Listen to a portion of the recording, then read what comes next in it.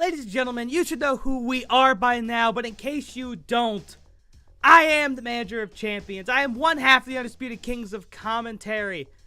My name is Stanley Brewer, and I'm kind of a big deal. And joining me as always is the PNG of Power himself, the owner and operator of a brand, Mr. Elias Storm. And Elias, we are still feeling the fallout from Defiance here tonight. A lot happened on your show just a little bit earlier tonight, if you're catching the live stream every single Wednesday at 6 o'clock. But now, we're on to the Orange brand where, much like your brand, Defiance absolutely shook things to the core. A new Galactic Champion, a new Internet Champion, but the same old prideful tag team championships. I mean, again, I said this over on your rant. It's been 2 weeks, but even I'm still having a hard time processing everything that's happened. My camera couldn't even process it. It just went blank. Yeah, man, it's crazy. First of all, hello, ladies and gentlemen. Welcome back to another exciting hour or two of Overdrive Professional Wrestling. The A brand wrapped up a little bit earlier. You mean but the no, brand wrapped up? No, the brand, the A brand as an A plus, as in best physical grade possible, in the metric system when it comes to grading. Metric in system? America. What the fuck? Anyways, ladies and gentlemen, we got more OCW action here for you, and we have an interesting card on tap tonight. Let's go ahead and take you to it now. Fuck. Okay, there we go. So, to kick off the match, Jon Moxley, who recaptured the Internet title 2 weeks ago at Defiance. He's taking a page from Kenny Omega's playbook. He will open the show as he and LA Knight go at it for the Internet Championship. And then after that, Pride is looking to take those tag team titles from the other brand and bring them where they rightfully belong. It's the Blind Bandit Invitational as Dr. Britt Baker, DMD, and Roxanne Perez go up against the team of Io Sky and Hikaru Shida, a.k.a. the Shooting Stars. And then he threatened to walk out, and so I gave him money, but also MJF has been royally pissed. He has not been on OCW programming. So, I've given him the opportunity. He will host tonight's showcase match, tonight's Prideful Showcase, which will be a fatal 4-way. Hopefully he'll be happy with that. And then, fresh off the match of the night at Defiance, Top Flight, their rematch, not necessarily guaranteed, but tonight they get another crack at RK Bro. Only problem, RK Bro found some partners. It will be Top Flight, Matt Hardy, and Robert Roode going up against RK Bro and Ace Empire, aka RK Empire.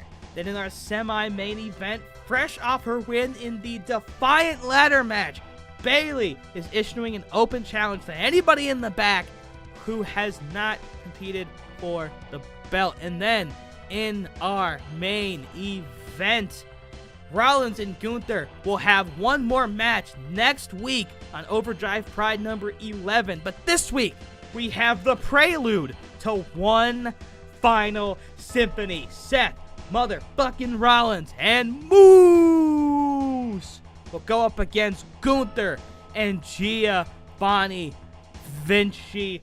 What a night of action. And before we go on, I just want to thank everybody for the support through 10 episodes of OCW's 2 flagship shows, that being Glory and, of course, this brand, Pride. 10 episodes. Happy to have y'all here. And here's to, 11 billion more. Elias, what are your thoughts on 10 episodes of OCW programming so far? Plus 2 pay-per-views. I'm more concerned about the whole 11 billion episodes comment. That's a very strong commitment. Okay, fine, just 11. That's not a defined number. Okay. Yeah, that's not okay. Cool. No, I'm super excited. Again, thank you guys so much for all the likes and the comments and the views and the shenanigans. I appreciate this so much. This has been a very dope experience for me, just to have something every Wednesday that I can rely on to do. I love professional wrestling. I always have. I'm glad Stewart has found a love for professional wrestling in the last like 4 or 5 years. I think that's amazing. Yeah, but we are the best professional wrestling promotion on the planet, uh, real, EFED, or otherwise. And I, for one, cannot wait for the next 10 episodes and the next 10 after that. Uh, but we'll be having our first ever TV special, Battle Scars, again in a few weeks, and we'll get more into that next week. But I'm super excited. Even though your brand is nowhere good as mine, you got some really talented guys and gals on here. So I can't wait to see what they get up to tonight. And hopefully John Moxley can actually hold on to the championship this week for, longer than the title defense. Well, in his original run, Moxley had 4 victories. He almost got to 5, but of course got knocked out by Sheamus. But now Moxley, every single person who has held the Internet Championship has been a two-time champ. But LA Knight has got to be hungry. Of course, he was one of the few people that was not in the draft because We on Pride wanted him from the jump. He was one of our locks, one of our safe picks. He debuts against Malachi Black for the U.S. Championship in a losing effort. A few weeks later, he eats the pin in a Prideful Showcase match. So LA Knight, again, momentum is always the name of the game, and nothing would build, momentum more than an upset victory over Moxley tonight. But you have to know that more than anything else, LA Knight, he's just trying to show the world exactly what it is he can do. Because there is a reason why he was one of our safe locks during the draft. Yeah, LA Knight's always asking whose game is it, but so far, definitely not the Megastar's game. But maybe the Hot Potato Internet Championship, unlike the true Internet Championship held by the indie death god of the white brand. Listen, it's a hot potato with butter, sour cream, and bacon bits, alright? It's a damn good potato. A hot potato is still a hot potato, bro. Yeah, but at least with mine, it's a good hot potato. Yeah, but it's not a loaded hot potato. But that is what a loaded hot potato is. No, that's a basic load. You gotta throw some brisket or some chicken or some beef or something on there. It's got all of those in there, plus everything I just mentioned. That's the kind of potato that we're dealing with. Speaking of potato, here's the big potato himself in John Moxley. The most victories under his belt with the Internet Championship, and his route to reclaiming this belt was admittedly very fucking weird. Undiluted. And people talk shit about Kingdom Hearts. Let's just talk about the Internet Championship division real quick, ladies and gentlemen. Kingdom Hearts has 7 different continuities in one. Pride has 2 continuities at worst. At best, good sir, there are 3 continuities in Kingdom Hearts. The John Moxley, of course, the first ever Internet Champion, won it in that Battle Royal at Mayhem. Held onto it for 4 straight defenses, got knocked out by Sheamus. Sheamus loses it to Kenny Omega, who establishes himself as the opener. And then Kenny Omega loses to Sheamus. And Omega beats Sheamus again with Moxley in his corner, becoming the re-opener. And then to open OCW Defiance, Moxley would come out on top once again. Now LA Knight, once again, can continue the trend of the loaded hot potato with beef, brisket, chicken, and everything else. But he's got to get past one tough son of a bitch in Jonathan Moxley. Right. Remember, ladies and gentlemen, this match is sponsored by Filtered Tap Water. No particular brand, just filtered. Drink fresh. And yeah, don't drink the actual tap water. That shit will kill you, especially if you're from where I'm from. Indeed. Or Michigan. Or Michigan. I'm not from Michigan, but we still think about you. With that being said, we've got Cincinnati's own taking on the Megastar. He's from a lot of places, but I think he claims Florida or Hollywood now. I think who claims Hollywood, Florida as their home? I think that's Dolph. That's Dolph, yeah. And then Miz claims Hollywood, California. So, And a Hollywood dodge by LA Knight right there. And whoa, Knight immediately. Into that double-legged Boston Crab there. Oh, and I thought for a brief second LA Knight was about to get the quick tap out victory. Bro, could you fucking imagine? I would have popped for it. Shit. I mean, would have done shit for star ratings, but fuck, it would have been shocking. Oh my God, sorry, man. That would man. I mean, I'd be physically sick after the fact. But in the moment, what a slam! Slamming Moxley. By Loss, Will we see the Knight. 4th ever internet champion tonight, ladies and gentlemen? Of course, as we say, only time will tell from bell to bell, and the bells rung, so we're well underway here. We do not say that. You say that. The collective we, man. Anyways, in Knight, he might. Bitch, you out here using the royal we? And LA Knight knocking Mox down off the top rope out of the apron in the knee to the face. Better than that. No, I'm not. Anyways, LA Knight's fired up to start this match. Of course, the OCW Nebula getting an absolute star-studded front row. The barricade, the hardest barricade in all of wrestling, and LA Knight will use that to his advantage. Refereeing out the count of 4. And LA Knight, elbow drop, and he misses. Or did he? No, maybe he got some of that. Because Moxley was right. I think he clipped the shoulder there. Yeah. Oh, and oh my God, knee to the neck. And now the cover. Is that going to be it?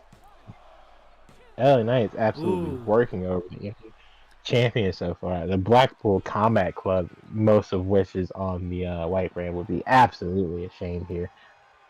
And LA Knight, he was really confident in himself there, though. He thought that was it.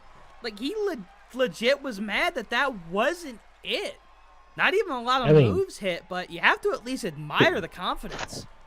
To be fair, he's been working the shit out of John Moxley. Speaking of, I would like to point out that you have broken up every single stable that was signed in this company in one way or another.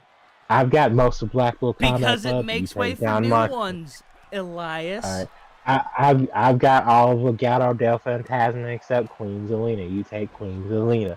I've got all of Judgment Day. You take Rhea That ain't how we drew it up. It's just how it fucking resulted, alright? If you want to make some moves, alright, call me when we're off the air, okay? I just think it's kind of funny is all. Thankfully, I have all of the bloodline because I was smart. I mean, yes, I will admit, many parts of the draft were petty as shit. That pettiness goes both ways, though. That pettiness absolutely goes both ways. I made one petty pick. Uno. Singular. He using the big word. Moxley rolling out of the ring. Probably a wise decision. I am going to check the stream right quick because our kilobytes have just dropped to 0. Okay, we're good. Oh no, our kilobytes. Kilobits per second. No, our kilobytes. Oh no, they're broken. Is that for fucking Fairly Odd Parents? Yeah, you sounded like Cosmo, like our kilobytes, they're broken. No, it's just that. You absolutely cut out there. What? Yeah, have you not seen that TikTok of that random kid talking about? No, I don't go on TikTok, man. I'm still a Vine elitist. Bro, it's first of all, you're a little bit too young to be a Vine elitist. Bruh, I love Vine growing up. The fuck you mean? The fact that you say I love Vine growing up, yes, growing too up, young to be a Vine elitist. Because I was like young, like late elementary, like middle school when that shit was happening. That's fucking gross. Fucking Thomas Sanders fucking like ruled that platform, man. It's the best. Oh, Jesus. You know, you had the fat white dudes fucking playing their goddamn stomachs. Those guys were awesome. Where fucking shit like 21 came from. That's where the fucking that's where one of my favorites is the one where it's like, Dad, there's a monster under my bed. What do you mean? There's no such thing as, and then the monster goes, long dick style. God, that shit's fucked. Oh, and speaking of fucked, paradigm shift. Cover. And as we argue, here's the cover. 1, 2, kick out Knight. And the burial of the megastar continues. You That's are not Triple burial. A. He fought valiantly, okay? Yeah, Shut the fuck up. Moxley, that is though, ridiculous. 1-0 with the belt now, and I'm sure Moxley does not want to have to battle the 10 wins. Maybe there'll be a bit of a revision in that, but I've been saying that for months. really, I Damn haven't it. heard you. It seems like an idea that me and Moxley came up with. Anyways, not a bad way to start things off on the orange brand. Moxley, finally internet champion, who can have it for at least one defense. And of course, he did it before. He's doing it again. Jonathan Moxley, and still world internet champion. Hey, not to break the illusion for a second, but whoever made this call for Hikaru Shida and put this dick ass PNG up, you need your ass I'm gonna beat. put it on screen. Yeah, it's so fucking schoolish. Like we're used to like lighting differences, right? Like you can see there's a bit of lighting difference, like for Roxanne and like and for Britt. But like Sheeta's just like Jesus. No, you just gave no fuck. They gave none. They just copy pasted what they found on Google. This is the image they used to put her face scan on the fucking car. Come on, bro. Oh god. Do better. Anyways, the first matchup in the Blind Bandit Invitational, and some very, very interesting paths for all the women in this match. So, first off, Britt Baker, right, goes up against Bayley in the first ever match in OCW's history. Comes up on the losing end. Mm-hmm. I'm trying to see, like... But then we haven't really seen a lot of her since then. She's competed, sure, but she hasn't really been able to, she hasn't been a number one contender. She hasn't really won any contender matches that she's been in. But her partner, Roxanne Perez, is an even more curious case. Roxanne won a Prideful Women's Showcase a while back against 3/4 of the women in this match. The only one, not in that match, I believe being Hikaru Shida. And so that includes a victory over her tag partner tonight in Britt Baker. But we haven't seen Roxanne since then. So technically, Roxanne has most of the momentum on her side in this match. Of course, Shida, while she's been in some high-profile matches, has some great matches against Mickie James. Io Sky's coming off a brutal loss against Ruby Soho. So, I mean, well, all four of these women are qualified, and both of them are figuring out their tag team situation as they go. I'm giving this to Roxanne and Britt. I think with Britt's experience and with the momentum that Roxanne does have, I think it's their night. It's a very strong possibility. I, for one, am obviously going to back two of the greatest imports in the history of Japanese professional wrestling, and one Hikaru Shida, and one Io Shirai, because I refuse to use the other name. Look, compared to some of the other shit they did, it's not that bad. It's not great. Oh, the genius of the sky? We don't want to pay her to use copyright on her birth government name? I know what we'll do. We'll just take her nickname and add a Y to it. Nah, bro, that shit ain't slide. I'm still mad at the Gunther Walter switch. Even though, honestly, I get why, and Gunther's not even that bad of a name now. It still sounds dumb as hell. Originally, when they had his full name, it was even worse, because apparently it matched that of like a Nazi war general? Yeah, it was a fucking Nazi, like, blitzkrieg tank motherfucker. I was like, out of so pocket. they shortened it to Gunther, which is better. And I mean, he's ran with it. They also renamed Kaiser and Vinci for some reason. So they were something different. I'm not 100% certain. Yeah, it was Giovanni Bernard. No, it was fucking. That's a running back. What was? Hang on, it was Marcel Bartel. And what was fucking Giovanni before that? It was Marcel Bartel, and that's gonna bother the shit out of me. because they were tag champs. Yeah, they were. They helped. I think they took it off of fucking. Only Morrison They took it and off of Danny Burch. Breezango. They were like some of the first, last tag team champions of like old Black and Gold, I think. They're 2 times, because the first time was Only Morrison and Danny Burch, and then they beat them. Yo, what happened to Oni and Danny? Yeah, Did they get released? they got released. Yeah, I couldn't remember. I was thinking about them. I love those guys. I think Danny got hurt near the end of Black and Gold. One of them did. Fabian Eichner was his. I was like, yo, what was it? Yes, it was Fabian Eichner and Marcel Bartel, and then they got changed to Ludwig Kaiser and Giovanni Vinci. Because you gotta remember, when they called up Imperium, they left Fabian down there, and then they changed his name to play up the Italian thing, and then they called him back up. And also, they kicked out Alexander Wolf for at seemingly no reason, but then he got released literally the day after. I mean, Brad literally died at Worlds Collide, and he was gone for like 4.5 months. And then I think they lost a random match, and then they kicked Brad out. Yeah. But it's all good now, because he's reunited with Sanity on the Independents. Fuck yeah. Shout out Eric Young and Big Damo. And as we get this match started, Sheeta tags out very quickly to Io Sky, and Britt Baker delivering a healthy springboard right hook, and there's that experience coming into play for Britt. She knows the rules, and I guess so does Io, and knee to the face. But again, like I said, that experience, Britt Baker immediately taking out the competition. You know, as we discussed earlier, you know, it could be possible to single-hand your way to a tag victory. It's rare, but we've seen it before, and Britt definitely seems like somebody who could do that if she really wanted to. Yeah, Big Bill did it in the alternate universe. Damn.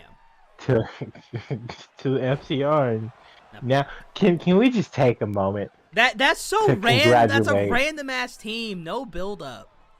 I mean, yeah, but can we just take a moment to congratulate Big Bill, aka Big Cass? Okay, aka yeah, William that I Morrison, can agree with. on getting his entire fucking life back together, because bro was going outside for a hot minute. You know, he was violent and needed therapy, and he was doing hard drugs.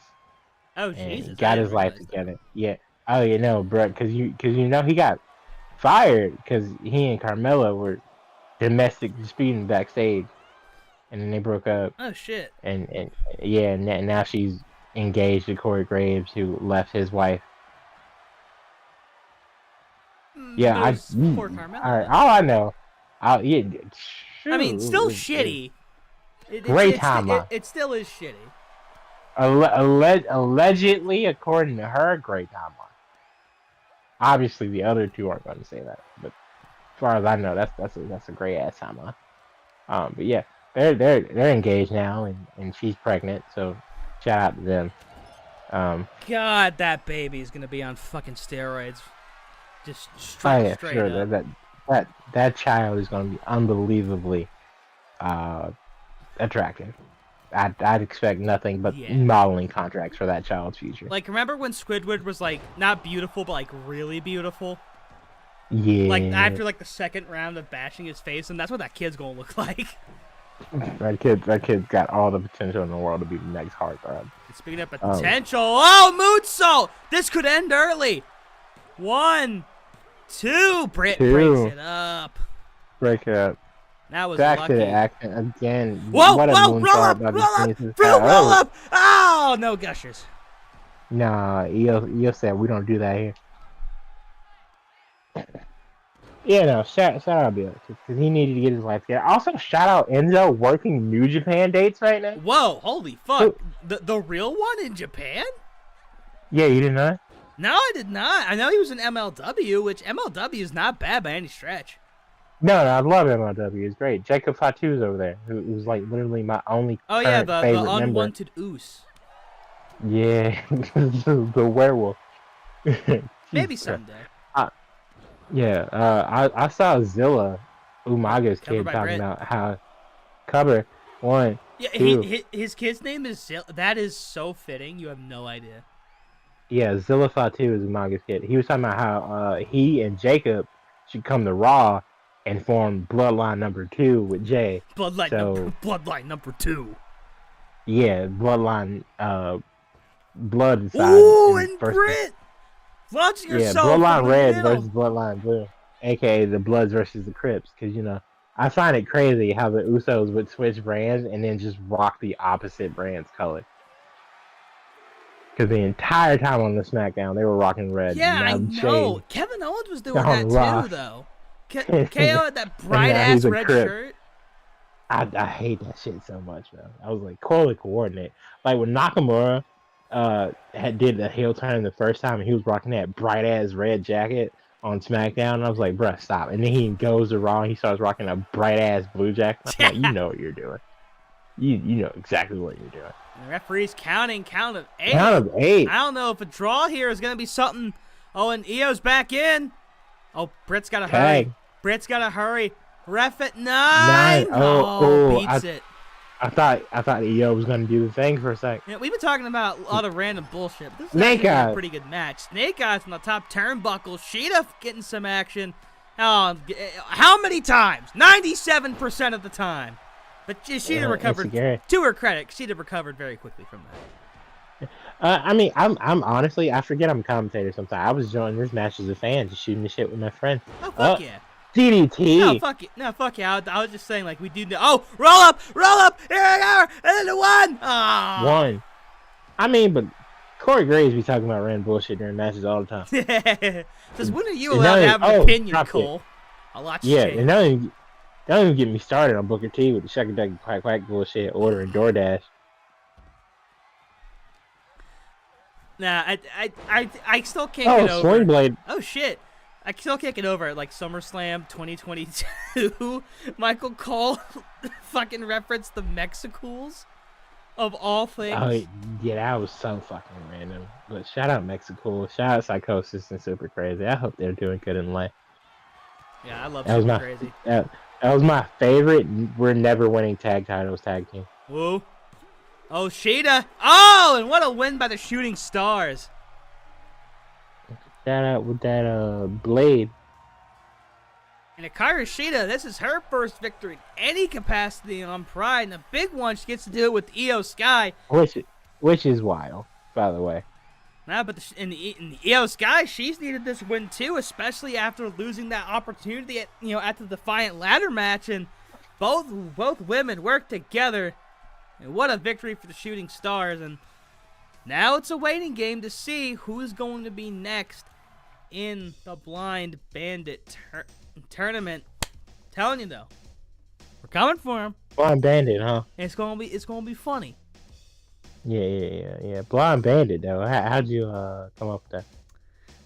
Well, I was thinking, right, from the jump, we established that the women's tag titles, they were gonna be on both brands, similar to what they do in the alternate universe, But we figured it would be a great tool, for the women that aren't chasing the main women's championships on respective brands. Be a great way to showcase some phenomenal women's wrestlers, because we have one of the best women's rosters in all of the lands.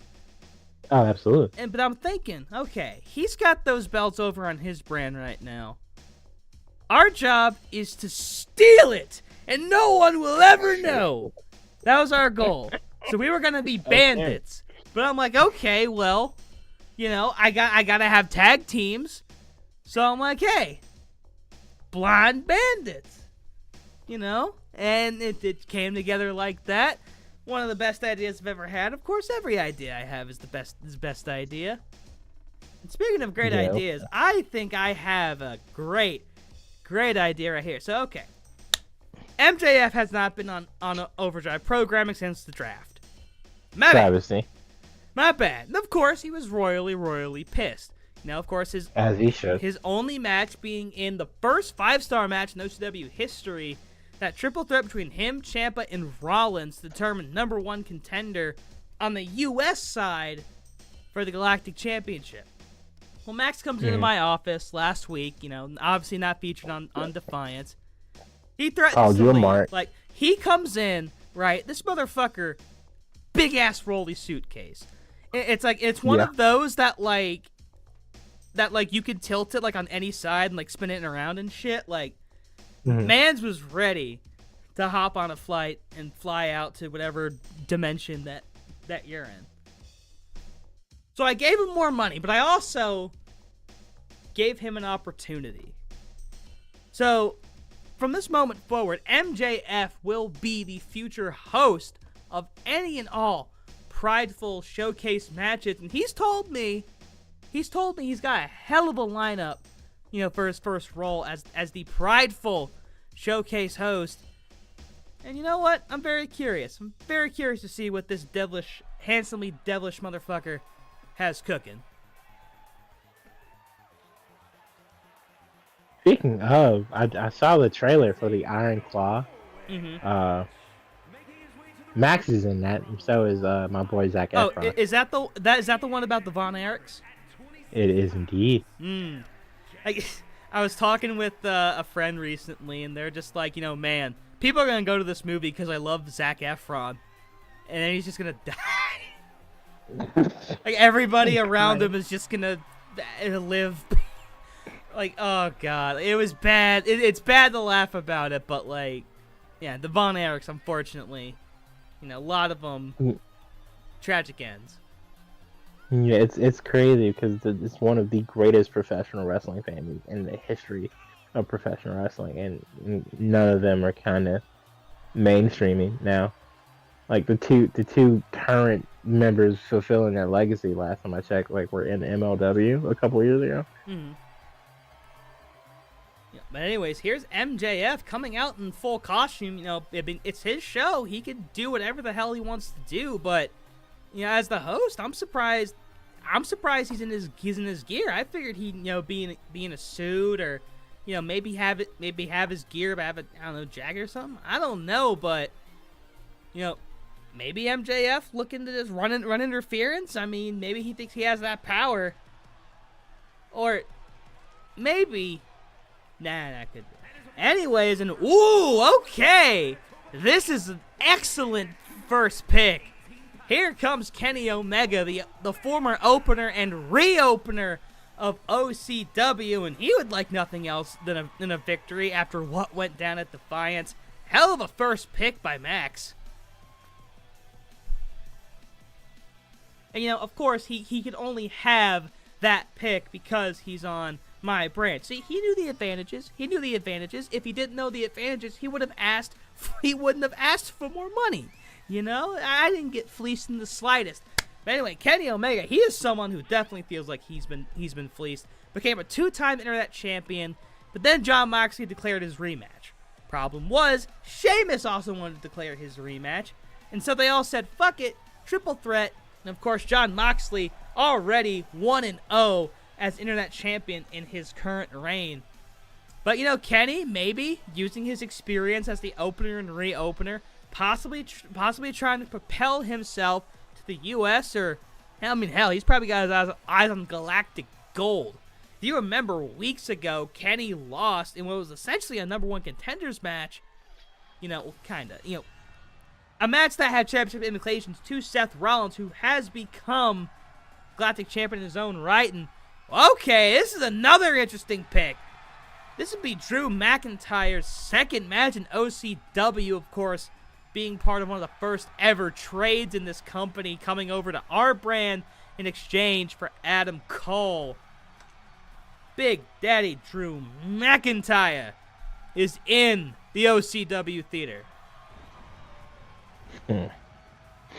Again, Drew wasn't necessarily working out over on the Glory, on the white brand, and so trade happened. Adam Cole is now a proud member of the orange brand, failing to capture the glorious world championship. But I hope for big things for both of the guys post-trade, and I'm glad to see Drew here making the best of all his opportunities so far, inserting himself in a couple of main events. Mm-hmm. And now this showcase match, thanks to Max, I'm very curious to see where Drew goes from here. And of course, as you mentioned, that main event, he got a spot, alongside Moose and Seth Rollins against all of Imperium a couple of weeks ago, in the lead up to that first Galactic Championship match that Seth Rollins would win. But in that trios match, that team falling short, I'm pretty sure everybody hit their finishers at least twice. Yeah. Let's see who he's got last. And whoa, hold on a fucking second.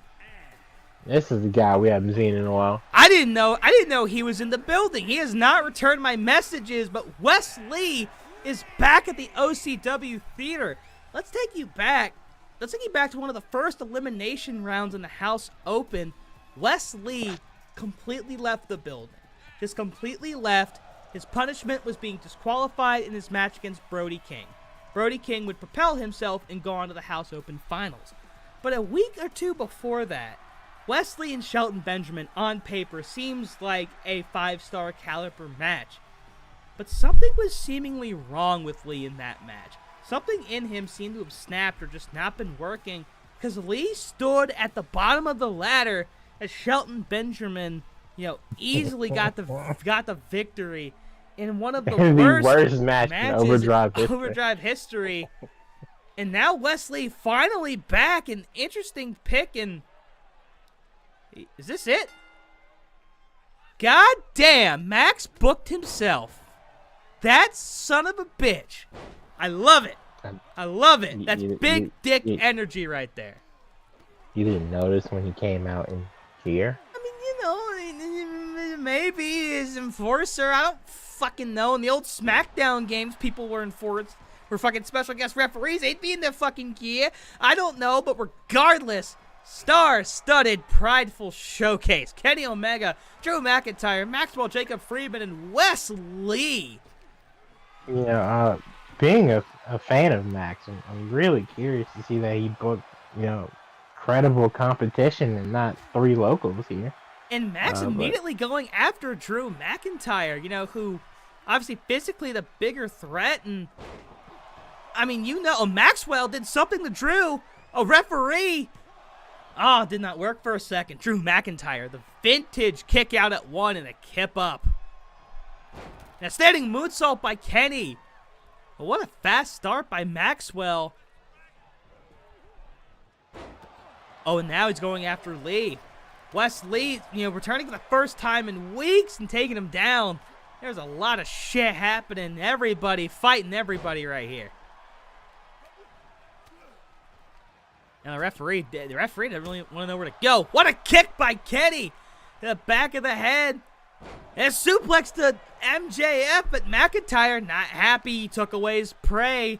Oh, you done fucked up, Kenny. Oh, a tag maneuver by Lee and Omega. And now Lee. What? Oh, thought he was looking cardiac kick. No. Wheelbarrow Hurricane Rana, and he meets some wood. Max tries to go to the cover, does not get anything. Elias, my friend, are you there, or have you entered the Shadow Realm? No, I am here. I'm just in awe of the fact again that Max booked a match where he actually had to work. I mean, it's surprising to me too. It's a stark contrast to how he works in the alternate universe, but Max lacing it up with everybody so far. Wes Lee just got planted with that bomb there. Cover 1, not enough. And that's the richest DDT in the world right there. And wait a second. Pile driver. Pile driver 98 for Maxwell. And immediately gets broken up. And Lee, and Wheelbarrow whiffs on that one. And Maxwell, oh my God! A pile driver, but no, he's already back up. Oh, and Wes Lee, you gotta know that there's nothing but rage on his mind. We're getting a kendo stick battle. And Wes Lee wins the kendo stick battle. That was a duel of fates right there. Stop it. No. Anyways, and Max is gonna roll out now. He took a pretty brutal hit right there. Yo, Drew McIntyre, low-key beginning his ass beat. Yeah, but he's getting up from all of it, man. The Scottish Warrior is unstoppable. Oh, well, a chop block can stop anyway. Taking out the leg there. A smart move by Wes Lee, chopping down the big man. Oh, drop kick to the face. That was gotta hurt. Oh, wait, Lee's going top rope. Wes Lee's going top rope.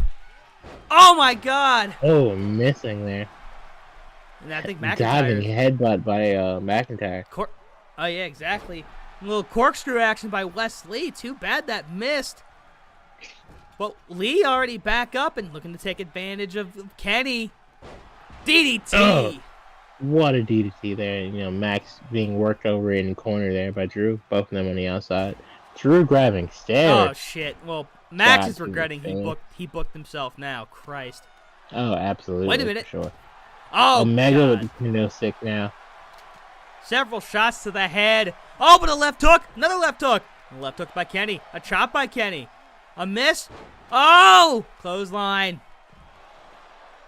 MJF working on McIntyre outside, but now Wes Lee wants to join in. And now Kenny knows the words. He's going to join in too. And he put him back in the ring. Oh, yeah, because Kenny Omega's an intelligent professional wrestler. The goal is to pin a man in the middle of the ring. Maxwell, though, maybe not feeling so intelligent right now.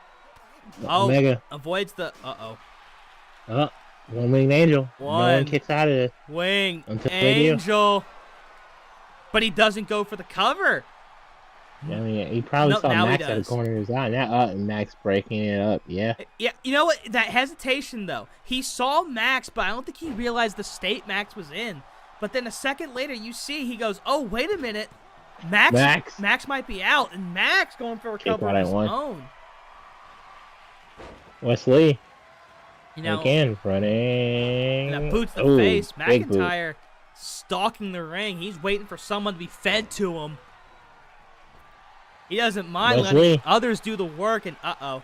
Boost to everybody. Oh, 2. Yep. 3. Stealing 10 beats of the Belgian there. God. Sheamus can't be happy about that one. And Max might be okay. Max is not dead. Okay, thank God, because I need some kind of return on that investment. Okay.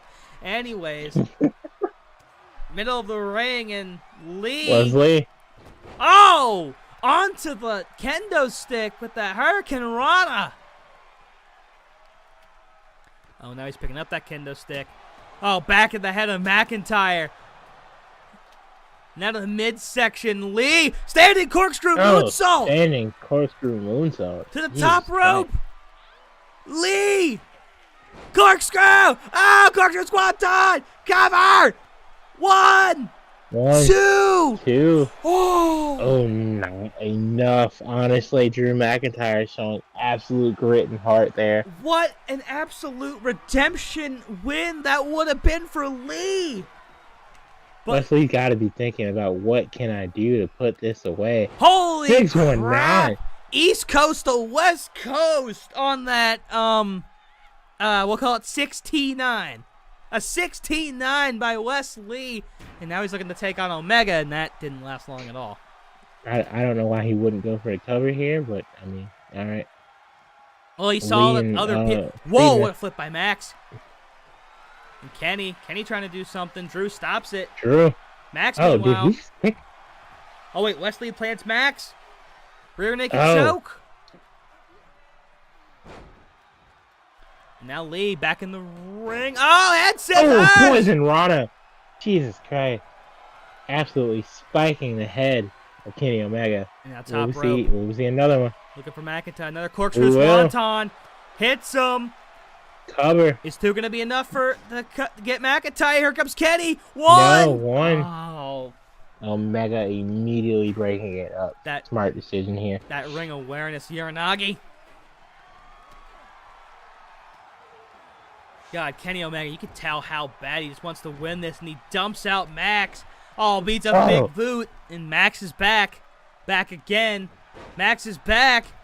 Oh, and Wes Lee says, fuck you. Don't tell anybody. Thank you, Wes. Lee, going for that boot. And another boot to the head. Oh, but McIntyre's got him. McIntyre's got him. And I think he headbutted the back of Lee's head. And now hitting that knee. And Drew McIntyre's the only man firmly stand. Oh, no. There is a Papa H/Con in the ring. Oh! Whatever Kenny just did, I think he just kicked Max in the face. And now bonking Kenny on the head with a kendo stick is McIntyre. McIntyre takes down Omega. MJF is like knocked out but standing. Oh wait, he's back! He's back! He's back! MJF's back! Ow! Ah. Oh, McIntyre's pissed. Pump handle driver. McIntyre. Wait, what is? Did you just see like Drew and Kenny were like in sync for a sec, like same animation? Yeah, it was weird. Max working the arm there. And God, like Maxwell's taking like Dolph Ziggler levels of abuse in this match. But what a knee there! Keeps getting back up. Wesley's done the most damage to anybody. Cover. 2. Oh. MJF kicks out. Honestly, Wesley has had 2.99 on 3 separate occasions in this match here, ladies and gentlemen. You can tell Wesley just something else has snapped in his mind. Wesley wants this. Going absolutely all out. You can tell his past failures, past transgressions getting to him. And thank God he's not doing this on a different brand. Wesley. And back body drop. Oh, and another headbutt to the back of the head. And now it's just, whoa, Kenny's got him up. Kenny's got him up. Oh, one-winged angel. One-winged angel, but MJF immediately breaking up. Holy crap-a-totally, dude. This has been a match. And that Sledgy still just sitting there. Middle rope. Middle rope moonsault misses, though. Clothesline by McIntyre. He's going to the corner. And Wesley. Whoa! Oh! McIntyre going for the pin there. Turning Pedigree into a power bomb. Wesley still putting in the work, but uh-oh. McIntyre is closing in. 2, 3. Taking in the Claim War. Ooh, he missed! Omega with the perfect counter, dragging and extending the leg of McIntyre. Oh, wait a minute. Now looking for it. A second one-winged angel. McIntyre. And there's the He's cover. Down. Oh, no. Covered by Omega.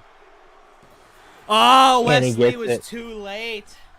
No one kicks out of the one-winged angel, ladies and gentlemen. Kenny Omega once again proving why he is the best bout machine. What? Unfortunately, he's over on the lesser brand. What a match! Omega, the veteran instinct, taking advantage when he could. Wesley, with an extra second, could have broken that up. A great win for Omega, 5 stars. Well deserved. What a match, but Wesley and, I mean, we knew McIntyre was going to wreck shit, and he did great, but Wesley and MJF have surprised me. The fact that Maxwell even booked himself in that match, knowing what he was going up against, he took a shitload of abuse, but damn if he did not dish it out. But Wesley, a phenomenal return, and it looks like through all of this, through everything that's happened, all the turmoil, Wesley has come back with one thing on his mind, and that is to fight like hell. And he came close. But valiant effort by Lee here tonight. Very happy to have him back in the ring. No, absolutely. Cardiac Kid proving the previous appearances were a fluke or just, a joke, a dream. And now I think the former North American champion is here to prove that he is the shit. But we've got tag team action coming up. Dear God, why did you book this? With a 20-minute time limit, alright? I care about our sanity at least a little bit.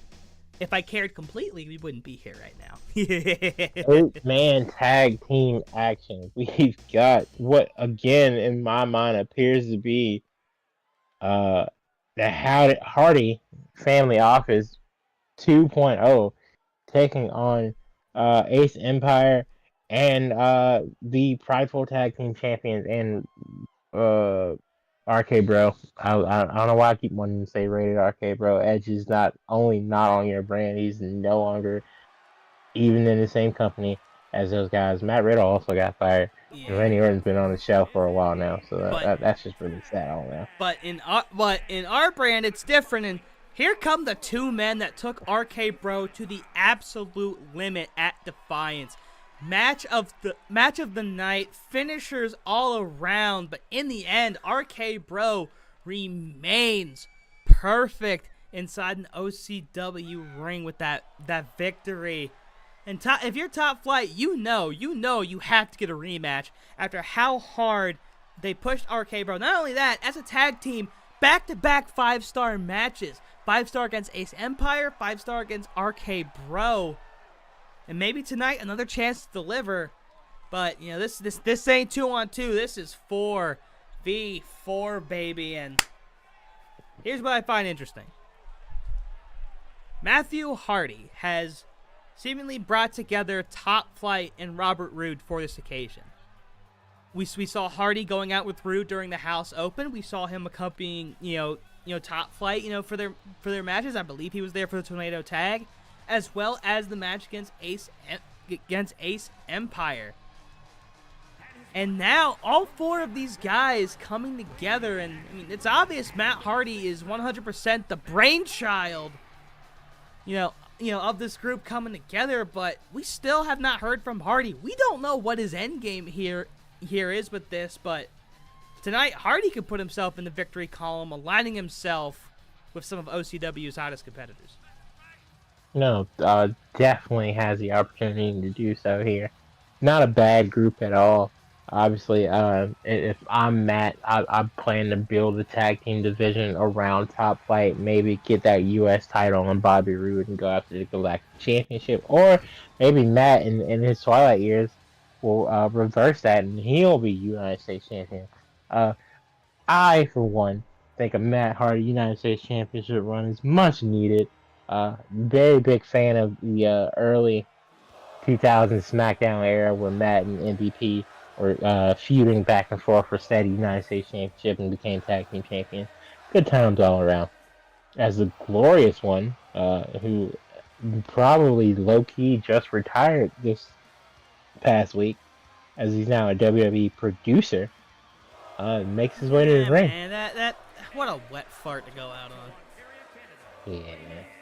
He deserves better. Injuries, man. Which is what we're gonna try to give him. Of course, Robert Roode struggled a little bit in the House Open, but again, he's been ringside for you know, Top Flight's recent matches. And you know, obviously, you know, with Roode, you know, being in this industry as much as he had, you know, obviously, you know, his experience, his mentorship, I'm sure has been rubbing off on Top Flight. And I know Roode, more than anything else, he wants a bounce back victory after his performance in the House Open. He did defeat his old tag partner in Dolph Ziggler, which I guess he's still wearing the jacket as a rib.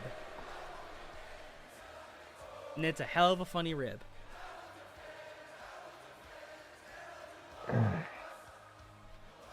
And of course, you know, Roode, no matter where he goes, he's still a star in everybody's eyes. So of course he gets the grand entrance. He's gonna soak that in, and then, soak it in. There you go. There you go. Sorry, the spotlight's now a little bit brighter. You know, power bill is very expensive this month, but we appreciate your services. Anyways, let's go down to the next dudes in this match. Of course, Top Flight about to go face to face with the men they took to the limit. Oh, shit. Go ahead and do the thing. Well, it's not dead yet.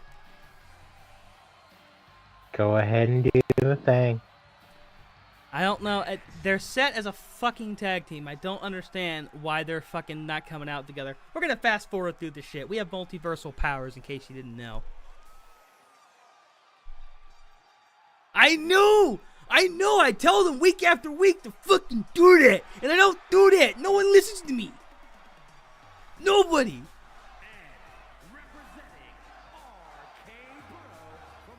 My powers ain't that otherworldly.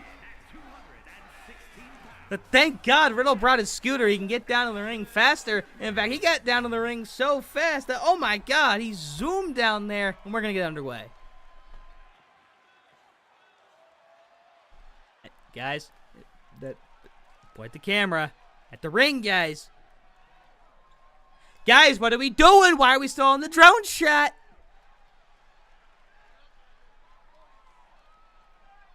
Oh, wait a minute. Ace Empire still has to come in. I forgot. Oh, see, Ace Empire fucking gets it. Jesus Christ.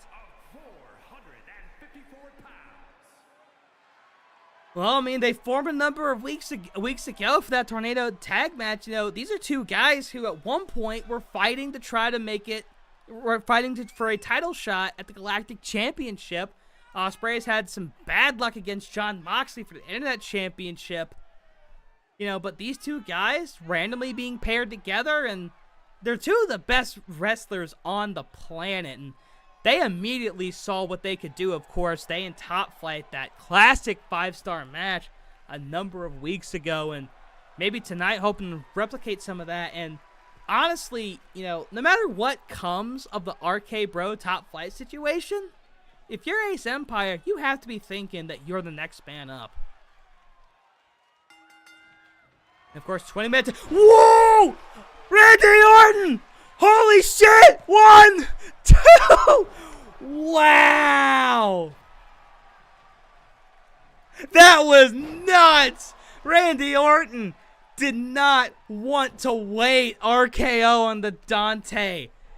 That's about as out of nowhere as you can fucking get, dude. Holy fuck. Oh my god, dude. Oh, I was not expecting that. Randy Orton, the Viper strikes, and of course he strikes out of nowhere. And then Dante, I mean, Jesus, Dante wisely getting the hell out of there. Oh, but Randy's going after Darius. And Dante trying to come to his aid. Will he get there in time? Oh, no, he won't. Oh, no. Dante can just watch. And now Dante's all alone. Robert Roode taking care of Ospreay. Okay. Now Dante kicking Riddle off. And things have broken down in this match very quickly, ladies and gentlemen. But thankfully, the legal men back in the ring. And Randy tags out the star air guitar Tanahashi. But and now Matt Hardy's in. And I'm guessing Dante tagged out while we weren't paying attention. Matt Hardy, we haven't seen him physically wrestle since he took on Jon Moxley for the Internet Championship. And even then, that was version 1. That's not this version of Matt Hardy. You know what we need? We need, and AEW could do this with a Casino Battle Royale. We need Matt Hardy to do the faces of Foley spot, where he like comes in like 3 different times as different versions of Matt. Like first he can come out like Matt now. I guess that'd be like Big Money Matt. Then like second time, like probably bring back version 1. You know, have like a modern like web browser aesthetic, and then lastly come out as like the Awoken one, or whichever one he was in AEW. Okay, he went back to Broken. Yeah, he had the red hair, right? Oh, that was the WWE one, yeah. Fucking chair of wheels versus mower of lawns. And whoa! Glorious DDT! Rude looking to steal it! Oh, a kick out! Nobody was coming to Air Guitar's aid. That was absolutely nuts. But Tanahashi's already back up. Holy shit! And sending Rude flying. As we said, Robert Roode, you know, I feel like he wants it the most out of anybody else. He's had title opportunities. The Internet Championship at that Battle Royal at Wrestle Mayhem, and then the House Open. Failed both times. You know Roode wants to come out looking strong. He probably does want a shot at the U.S. title, or maybe even the Galactic title. You know, but again, it's all about momentum, and this is the best chance to get some. And Orton,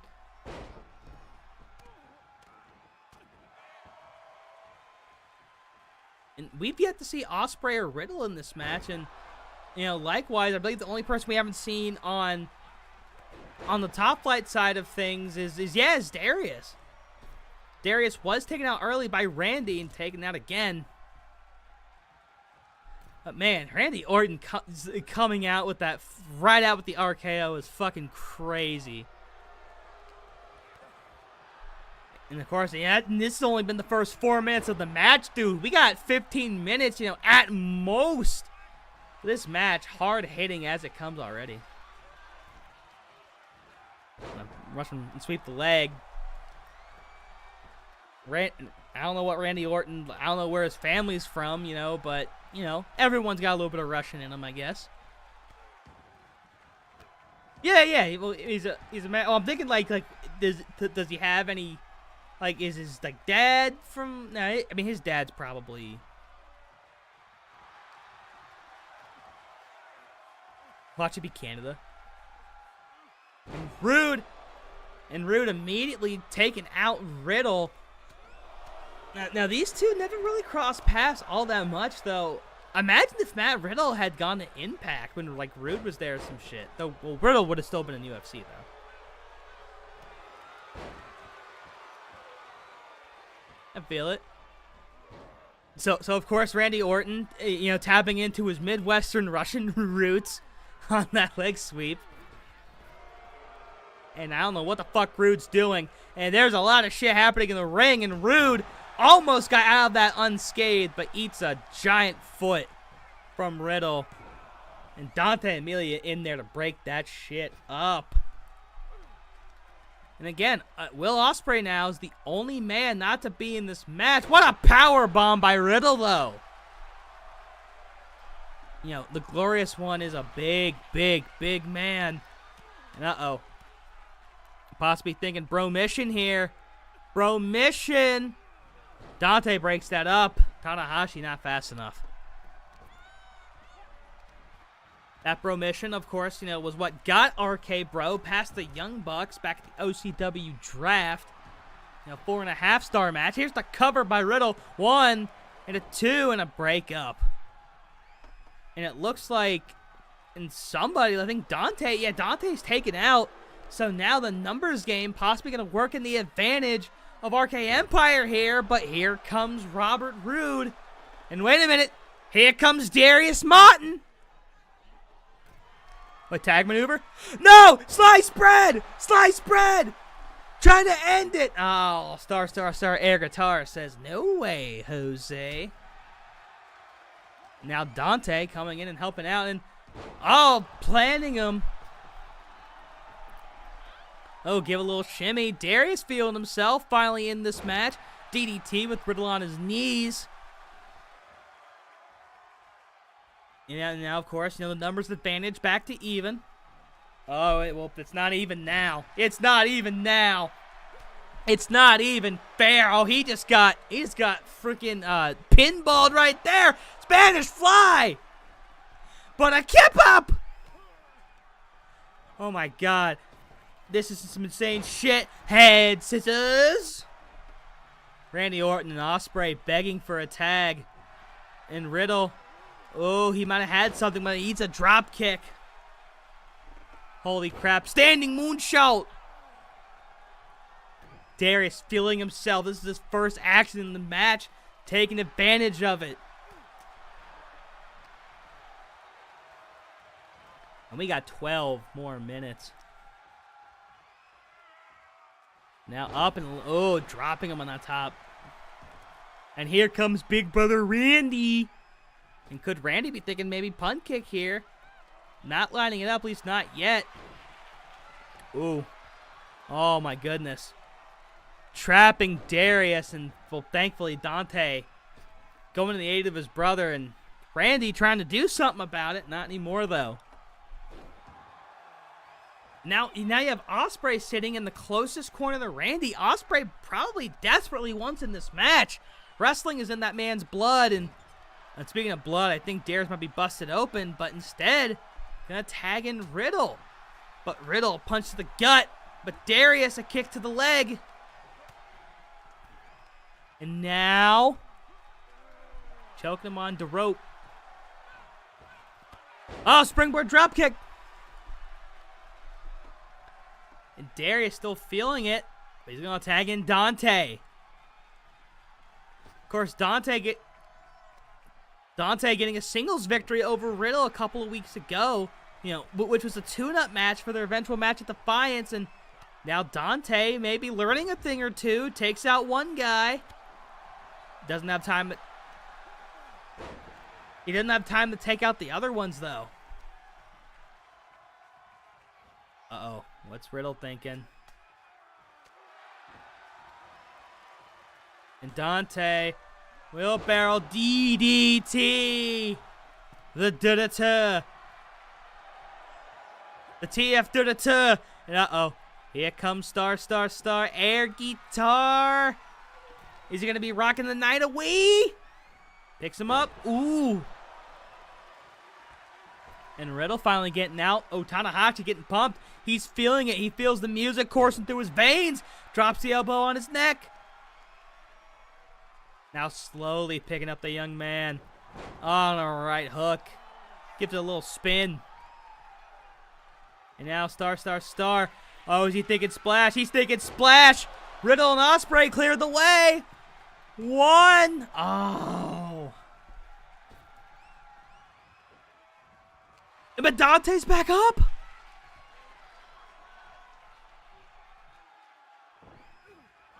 I mean, remember, we have the time limit.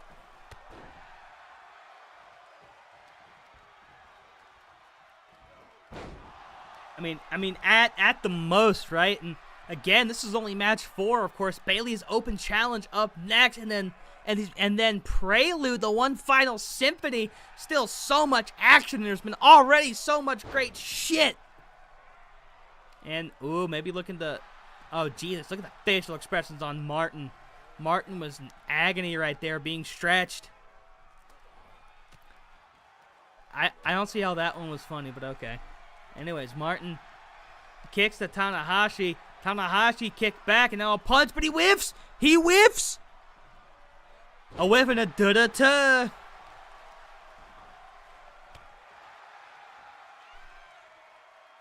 Now Dante's carrying a lot of this load himself. TFKO! Middle of the ring! One! Oh, not even a one. Not even one. The stalemate continues, and now looks like 2 members going to pour out the ring. Nothing's going to be done here, though. Wait, hold on. Matt Hardy making some moves. Hardy all twist of fading on the middle rope. Now looking for Ospreay, who hasn't been tagged in once. Trying to knock off Riddle, twist of fade in between the ropes. Oh, but here comes Ospreay. Ospreay tags in. Slice bread. Cover. One, and Darius not happy. That move got stolen from him. Oh, but no one's in Ospreay's corner. Oh wait, here comes Orton. So now Orton, a little bit of backup for Ospreay, but no chemistry between the two so far. What's Will thinking? Take to the air, moonsault. Throw up to his partner, who has a moonsault, count of 2.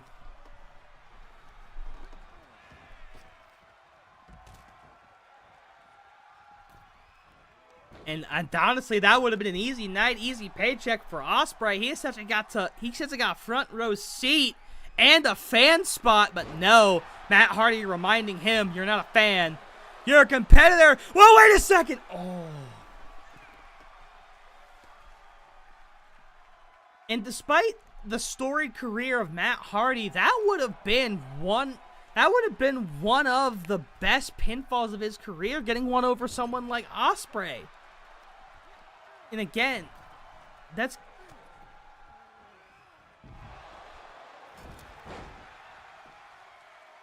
And Matt Riddle suplexing Dante against the apron, but Ospreay back up.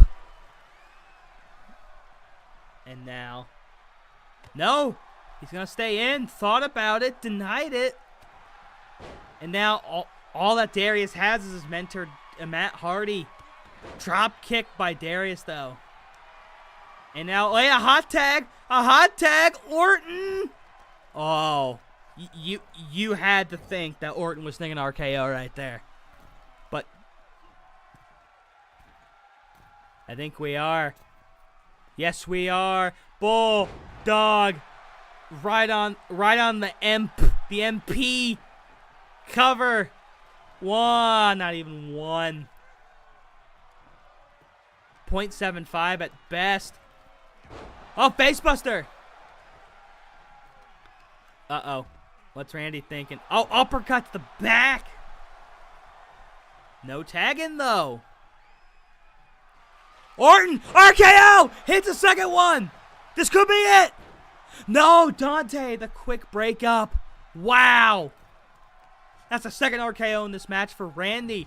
We're used to seeing Randy and Riddle, you know, do one apiece, but no. 2 in this match. And Robert Roode on the apron. Now we haven't seen him in a while. And now he's the only salvation Darius has. Darius going to take advantage, though. Darius going to take advantage. Oh, Tanahashi ain't having that shit. Now Ospreay going to get drop kicked off. 1 man down. Anything for the numbers game. A possible another RKO attempt by Randy. It's thwarted. Darius. Death Valley Driver. I think. Something like that. It was a move. Sweet. Anyways, that one broken up by Tanahashi. And now the numbers advantage returning for a third RKO. Darius has eaten 3 of those. Dante breaks that up. God damn. Darius eating 3 RKOs. And how he's even still moving. Randy's rightfully pissed, but he's still going to hit the pose. Of course he is. And he's back to being pissed after hitting the pose. Oh, he's going to hit the pose again. I guess Orton, I mean, he knows that punt kick is what might truly put Darius away. It's put him away before. Orton trying to carry this burden all by himself. He's far away from a hot tag, and Darius could use that to his advantage if he can break out of this. Oh, Orton, though. Drop kick. Dante's going to take his place, though, it looks like. And now Randy. Uh-oh, Darius is about to be in a bad way. Here comes Riddle. The Randy to Riddle connection. Does Riddle have an RKO in him? Does Riddle have a vintage Orton moment in him? You know, the VOM vintage Orton moment. And right now, I think he's a little too zooted. They just kind of walked in place for a second. And Darius, that gives him time to fight out. Oh, little sling blade. Darius now, drop kick. This is his chance for a tag. This is his chance for a tag. Will he get it? Will he get it? Now he's going to go for the cover instead. Ospreay's going to break that up.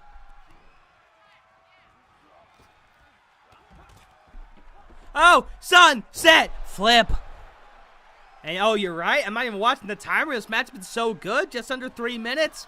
No clear winner, but 3 RKOs. Darius still standing. Slice spread! Here comes Randy, though. Can Orton...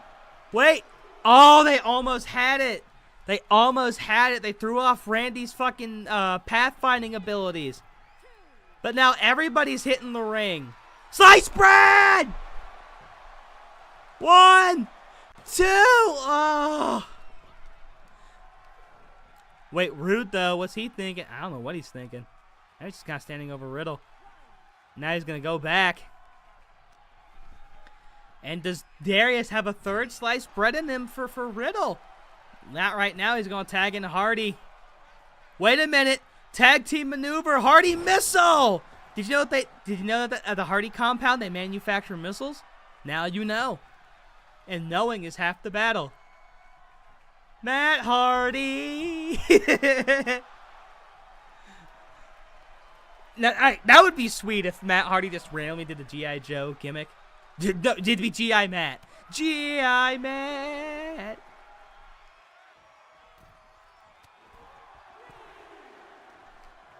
Now Hardy just...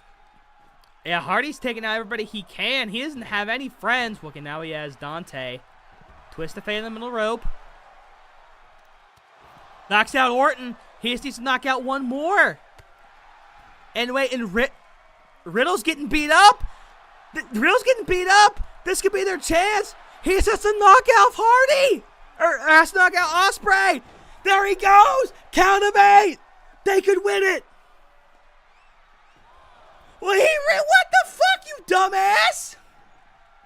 You fucking dumbass. How do you make all that money? How the fuck do you fuck Rebby at night when you do shit like that? Alan Hardy's down. Riddle might have just saved the match. He might have just guaranteed a draw right there. Knee to the face. Suplex.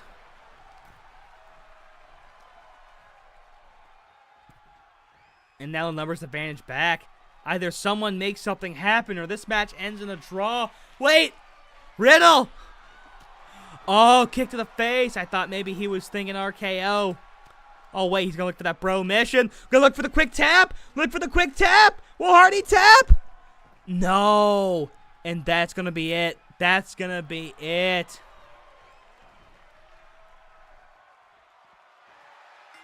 Oh, wow.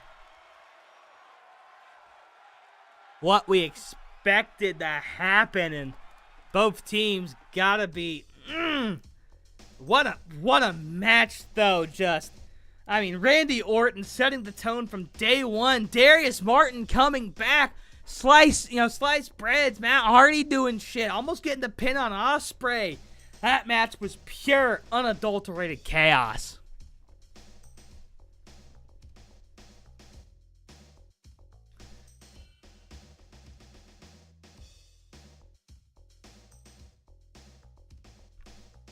Yes, it is. Yes, indeed it is. And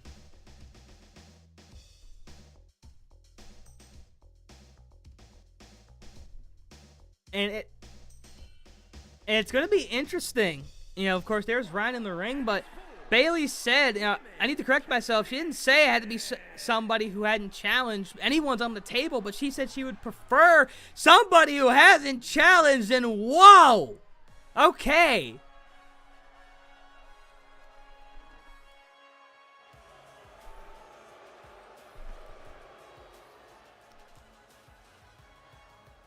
Going under the Queen. We've only seen Zelina in action one time in a loss to Raquel Rodriguez. Raquel qualifying for that historic women's three-way dance. But now Zelina Vega, of course, we preach momentum, but we also preach opportunity. Ultimate opportunity for Queen Zelina right here against a woman who is unbeaten in an OCW ring in Bayley.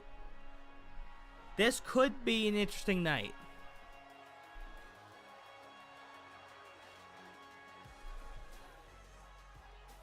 Yeah.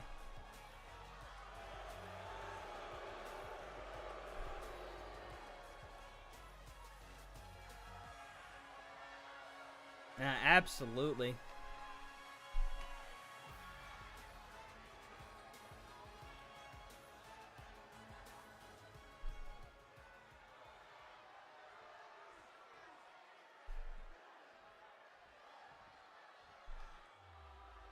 It very well could, but Zelina Vega, opportunity of a lifetime, but also probably the hardest match of her career. Look at the swagger that Bayley walks with. Yeah, okay, I got you. Fair enough, but Bayley walking with that swagger, like she knows that she is absolutely the hottest shit in OCW, at least on the Orange brand right now. Taking her sweet time, walking to the ring. She knows who runs the show, and that's her. Again, taking her time.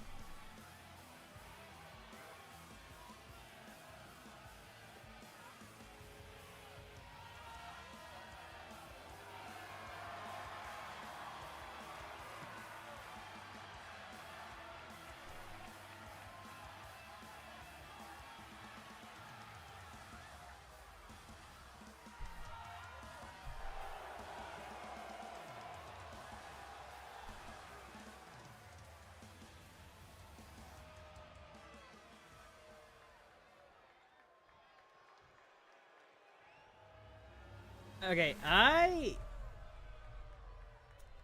I'm mad because I just noticed your volume meter is not moving. I don't know how long that's been a thing. Introducing the challenger from Queens, New York. Like, huh. Zelina. Okay, we will after we finish intros, we'll pause and we'll figure it out. I want to know how long that's been going. If that's been going this entire time, I don't know what the fuck to say. Women's champion, Bayley. No, not like on Gloria it was 100% working, but like right now your volume meter is not working, and it probably sounds like I've been talking to myself. No, what sucks is that there's absolutely no way I can restore that audio. I mean, worst comes to worst, it is what it is, but at the very least, we can get it working for these final 2 matches. Alright, well, ladies and gentlemen, this match will begin in just a moment. They ring the bell, but quick break to figure out this audio issue. Be right back.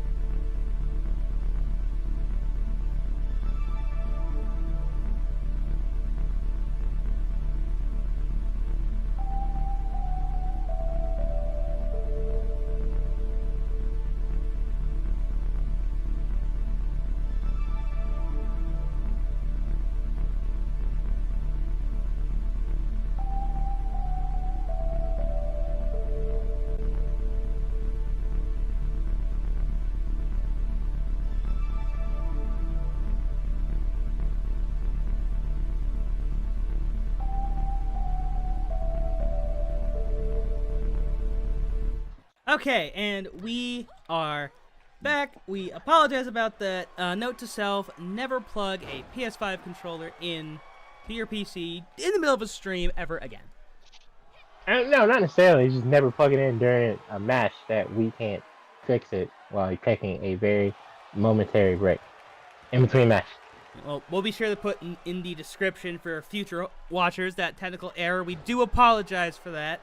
But, you know, enough about that. Shit happened. Look at Zelina Vega immediately bringing that fight to Bailey. DDT. DDT Or, you know, to the just knees. keep it plugged up the entire stream. Yeah, probably. But anyways, neck breaker by Zelina, and Zelina is trying to take early advantage here. Looked like Bailey was trying to end it quickly by tapping her out, but Zelina, ever the resilient one, and into the corner she goes. And what's Bailey tinking? Oh, she's that leg. That leg's what she's thinking about. Damn legs. Oh, now Zelina, and oh god, another kick. This time on the bottom of the leg. Oh, is she taking Rose Plant? No, Rose Plant would be from the other position. It doesn't matter. Zelina already back up, and these two trading blows left and right in the suplex. Oh, what? Cover. Suplex. Cover. Oh, right Beating in the the ropes, ropes. though. Of course, Bailey, amazing ring awareness. And of course, oh god, of course, you know, the height advantage over Zelina might be coming into play a little bit here, and Bailey now not making any rash decisions. Oh, now. Oh. That was a pretty rash decision, but it worked out. Referee beginning his count, and I want to check on Zelina. You don't celebrate after getting dumped out the ring, and Bailey's showing exactly why. Zelina's already back up. She eats some chops, though. Oh, and a kick! No, Bailey's Zelina down. Fighting. Wow. See, this is the type of fire Zelina needs to have if she wants to walk out pridefully in the champion. And another DDT, Zelina. I mean, that fighting spirit is absolutely within her, using the legal weapon to her advantage. And maybe looking for another DDT, possibly. No, just going to use the barrier again. Though a count-out victory does not necessarily net her a championship. No, count of 6 right now. Oh, Bailey. Ooh, and she might have scraped her legs against the barricade there. Now Bailey using the Starting her barricade. into it. Bailey taking full advantage of the champion's advantage. Oh, Zelina. And none of them seem looking to get back in the ring, though. Count of 8 right now. Somebody please. And Zelina. Oh, Zelina answering the call. Wait I a don't second. think Bailey will. Bailey will not count of 10. Wow. I Winner by think Zelina count kind of out. forgot herself for a moment. This is not a celebratory moment. Zelina Wow. wins the match. Zelina wins, but she doesn't get the title. Winning by count out. Huh. Very lackluster match, ladies and gentlemen. Zelina was able to Interesting prove finish, though, to say the least. she could hang, but I don't know. Well, I mean, what her listen, plan here regardless is. of how she did it, that's Bailey's first loss in an OCW ring. She gets to hold on to the title belt, but at what cost? Zelina Vega, maybe she should have rolled back out and back in, but you know, I don't know. But at the very least, she can say that she has a victory over the Prideful Women's Champion. Very Chad Gable Gunther-esque. I don't know if this means Zelina gets another shot immediately or not, but definitely will be keeping an eye on the Prideful Women's Championship division now. I mean, that's definitely on the cards. You get a victory over the champ, and you don't get the title. You deserve to have another title match. You know, maybe a stipulation will be put in there to where, I don't know, maybe countouts do count. I don't know. I'm sure somebody's done that. Anyways. No, yeah, it definitely has happened. I mean, because I was wanting to say Randy Orton and Christian, but that was DQ focused. If Randy got DQ'd, he dropped the title.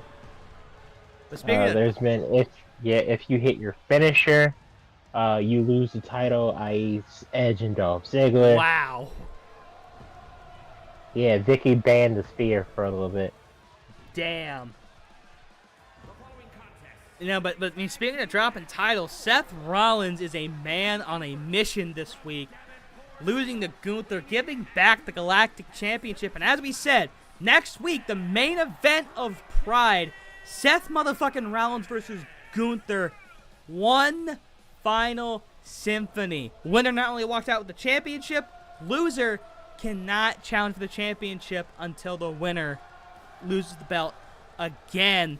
But obviously this match is going to do a lot for setting the tone for next week. And the last time Seth had help, I mean, they helped him, but not to a victory. And, you know, Gunther hand-selecting Giovanni Vinci this week. We've seen some impressive stuff from Vinci himself, but, I don't know. I really don't know who has the advantage here.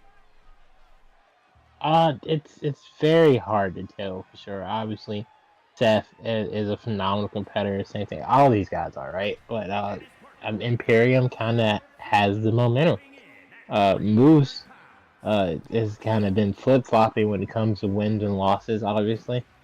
You see, he back down to 2 O's in his name. No, that's an error. That's an error on the graphic. Now he has 4 O's. But yeah, you are right though. Like, I'm sorry. Go ahead. No, but yeah, it's.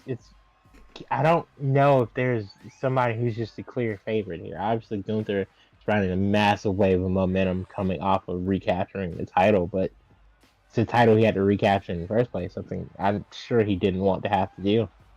And of course, if you're Moose, though, I'm a little surprised that he's even here to help Rollins because, I mean, yeah, he helped him a few weeks ago, with Drew McIntyre, but you'd have to believe that was just Moose just trying to gain an opportunity. I mean, he wrestled an open challenge that night that he won, against Dragunov.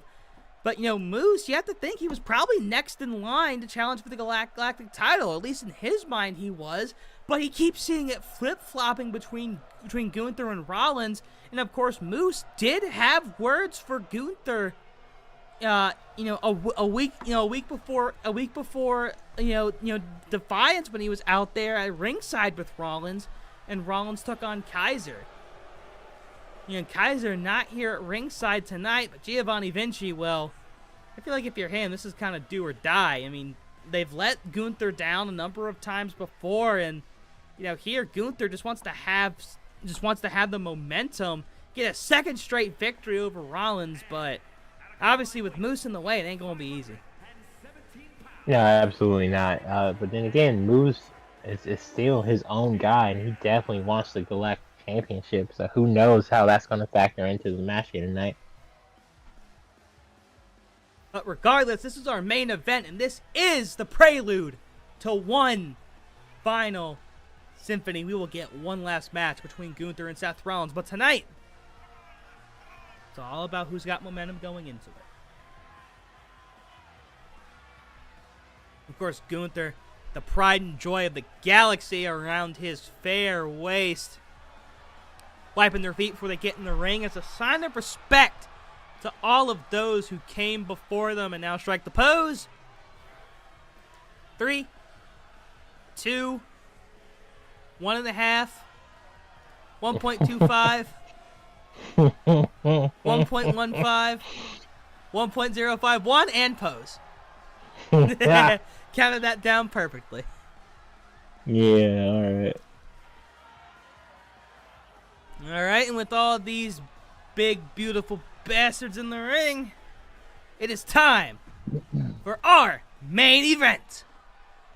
Of course, a sold-out OCW theater, OCW Nebula, in all arenas tonight, getting their money's worth and more. Of course, we're coming off an amazing 8-man tag that came to a draw. Of course, earlier tonight, that Fatal 4-Way showcase, 5 stars, and now hopefully these guys create some 5-star magic of their own. That would be freaking sweet. And Vinci making quick work of Rollins. Ooh, Rollins gonna prevent the tag though, and that could have been huge. Could have gotten Gunther in while Rollins was down. Yeah, it's a very real possibility. And of course, we were talking about Seth Rollins a little bit earlier. Launching Vinci there. Seth Rollins, it feels like his whole career, he's kind of been christened, to be kind of a chosen one, in WWE, in the alternate universe. And, I mean, by all means, he's fulfilled that. And, of course, Pride's first ever pick in the draft, you have to think Rollins is thinking he's the chosen one here on Pride. And, of course, he sat at the top, but he wasn't there for very long. And honestly, I mean, if you're Rollins, like, you're thinking, right, that, potentially, like, a loss right here, you start to doubt yourself, start to doubt your status as the chosen one. And meanwhile, Moose trying to show that he's the real chosen one, absolutely ragdolling Vinci right here, and he's going to tag in, and uh-oh, a galactic face-off. A face-off of galactic size proportion, and oh, there goes Gunther. You still with me, dude? Okay, yeah. No, I am for sure. Yeah, no, I'm definitely no technical difficulties here. I was just making sure. Didn't want to do it again. Scoping out the map. No, yeah, absolutely not. Moose. Oh, Haas fight.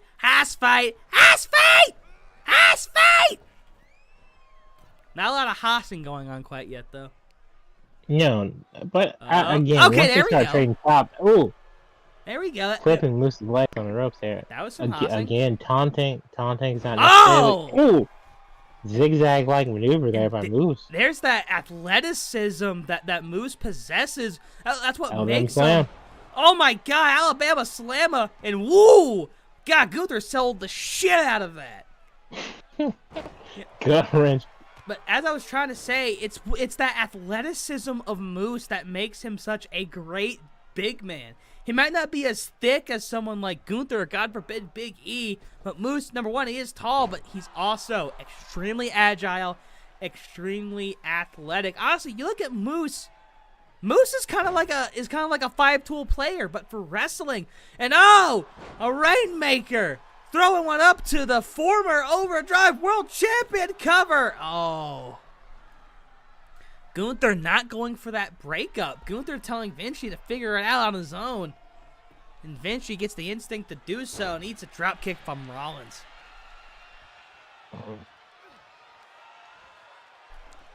Now Vinci, I mean, picking him up there. And I mean, how do you feel that? Elbow.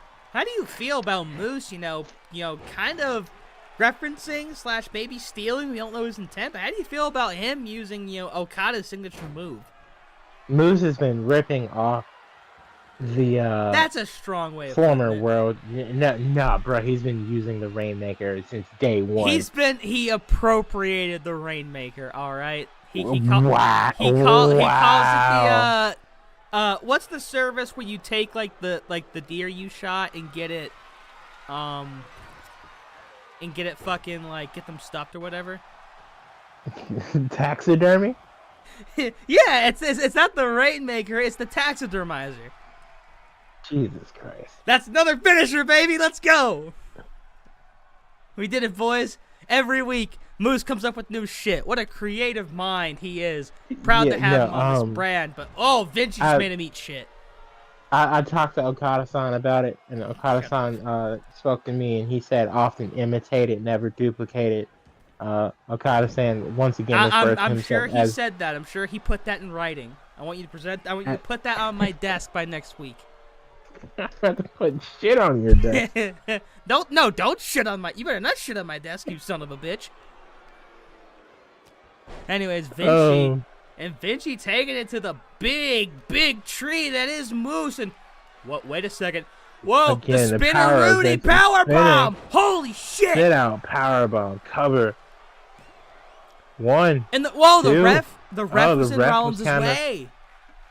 Seth Rollins doesn't understand physics. No, clearly. The ref was in his way. The ref was blocking him. Moose kicking out on instinct. He's in a 20 by 20 ring. And the ref was blocking him. Stop it. He was blocking him. No, stop it. Oh, you showed me the alternate camera angles. Oh, you can't. Fucking stop. The money that could have been used for multiple camera angles had to go towards paying Okada. I hope you're happy. You're full of shit. And Cody and Rowan. Yes, I am full of shit because I ate food earlier. But that's besides the point. Now we got Haas fight number 2 happening in the ring. Gunther, what a suplex on Moose. But Moose back up. And Moose. In the corner goes Gunther. Oh, God. Oh, my God. There's something around there. Oh, my God. Avalanche Spinebuster. God damn it. Vinci does not like fun. I went so hard for that. And Moose is like, yeah, Moose knows how hard I go for these calls. Yeah, fuck that guy. Yeah. Yeah. Fuck that guy. Anyways, get in there and make me money, damn it. There we go. Anyways, Gunther and Moose now making all kinds of money. Haas Fight 2.0 continues. Some strikes in a Uranagi choke slam. I mean, if you're Moose, like, you gotta be pissed that you're getting beat. This is the matchup that you wanted. This is what you wanted, Moose, and Moose fully acknowledging how much he wants it with that right there. Here's the cover. Kick out of 2. And Moose, that was almost finisher number 6 added to his belt.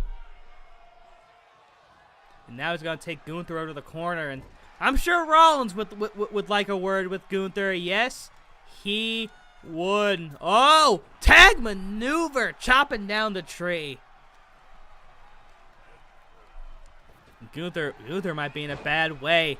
Gunther succumbed to the curb stomp before. Kick. A little roundhouse kick action. And scraping his boot on the forehead. And that's got to hurt like fucking hell, dude. Real talk.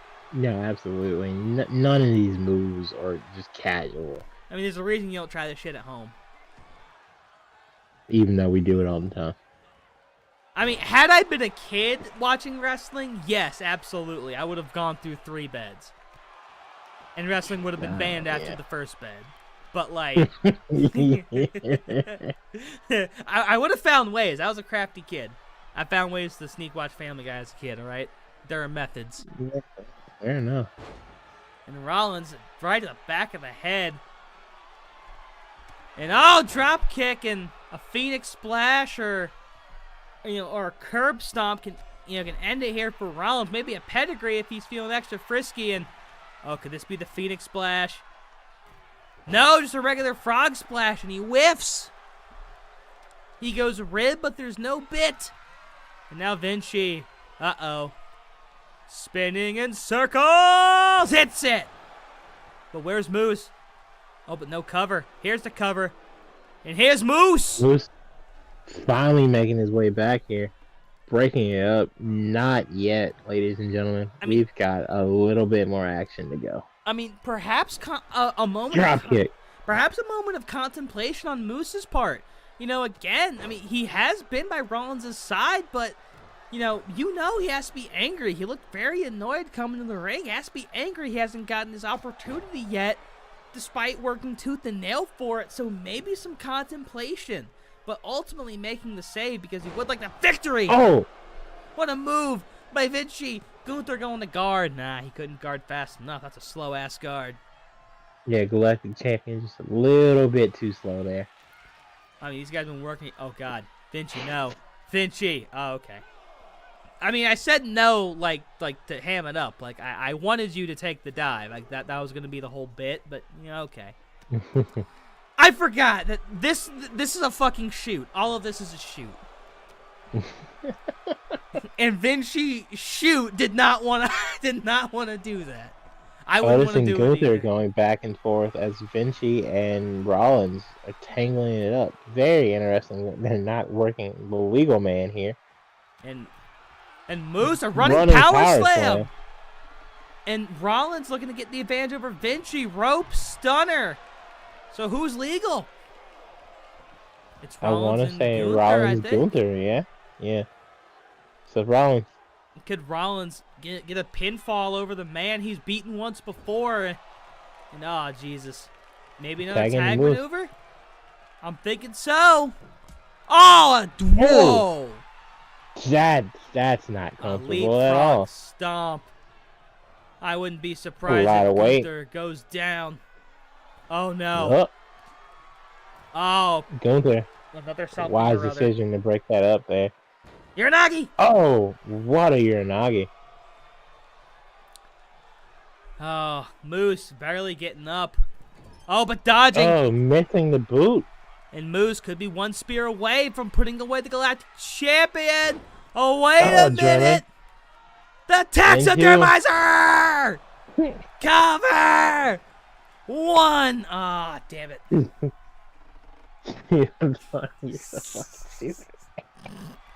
Oh, wait a minute. Moose going for his real finisher. The tried and true, patented spear! Spear! Spear! Spear! Cover! Oh, god damn it. Vinci's up. Your mic has all kinds of spit all on it, and I need you to know that. No, I'm looking at the pop filter right now. There ain't no spit. It's dry. I'm gonna take a picture of it right now. You can see me. All right, I'm on stream. I got the camera. Okay, they see the camera. Oh, I'm gonna do it with the flying shoulder flash. tackle. Okay, it didn't flash. Hold on. I'm trying to make it flash. Why are you trying to blind the audience? They ain't gonna see much of it. Oh, Gunther. There, there it flashed. I got my proof and a power bomb. Moose can't break it up, but Seth Rollins kicks out. Proving my point and getting a dramatic kick out. This is what you call a main event. Let's go. They're making me so much money. So much money in Vinci. God knows Vinci knows how much money that is. Now Vinci going for Moose. Oh, Vinci is shooting. He's shooting for the money. He's shooting for the win. Oh, takes out dropping Moose. Oh, but Rollins, though. Has Rollins recovered? Oh, no. Little spine buster. What a spine buster on the outside there. And Vinci maybe looking for that count-out dub. And Rollins falling. Maybe saving himself from hitting the hardest barrier in all professional wrestling. Oh, God. Clubbing blows by Vinci. Vinci might not be as good as by the ref there, right now. No. Oh, God. Oh, sit out powerbomb. No spin-a-rooney, though. Count 6. And back in the ring goes Vinci. Back in the ring here. And This Vinci. is the slowest 10 count in the world, by the way. Vinci trying to take out Moose. Takes him out. Yeah, Rollins. he does. Back in, but disadvantage clothesline. What a clothesline. And this Can could he capitalize, though? these could be the closing moments. Oh, wait a minute. MF Rollins looking for a moment of his own. Rollins. Oh, delaying No. counter. Vinci. This could be it. Vinci, the spin, the power, the pin. No pin. No. Now He pin. knows Moose is Dumbass. up, but... Oh my God. We were right there, and Gunther maybe trying to come to some kind of assistance. No assistant needed. Wait, a little bit of something or other action going on. And Vinci. What's on Vinci's mind? Oh. Oh, what a suplex. Oh.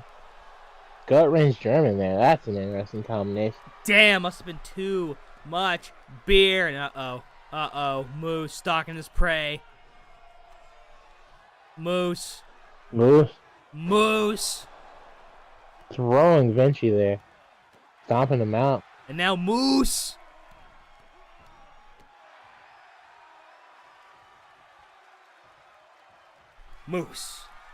Oh no, Moose.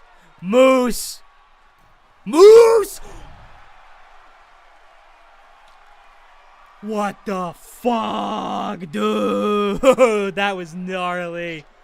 Outside the top rope. Moose, like, Shoulder just tackle. missling himself. But he might take more damage than Vinci. This Yeah, that's is a big match. guy. I don't know if he should be doing that to the outside, honestly. Oh, and Hell of an athlete, though. can Moose take out Gunther? Can he take him out? He's got limited time. And now all the time in the world. There goes Gunther. This is Moose's chance. And Moose has the numbers advantage now if he can get back in. And Moose trying to come to the aid of his partner. Oh, now Moose going to watch Vinci on. taking out Rollins. Eye for an eye. 1-on-1 now. One-on-one on the outside. Both teammates Throwing it down. back into the ring. Moose wants to take advantage. Moose wants this. Maybe thinking spear. No.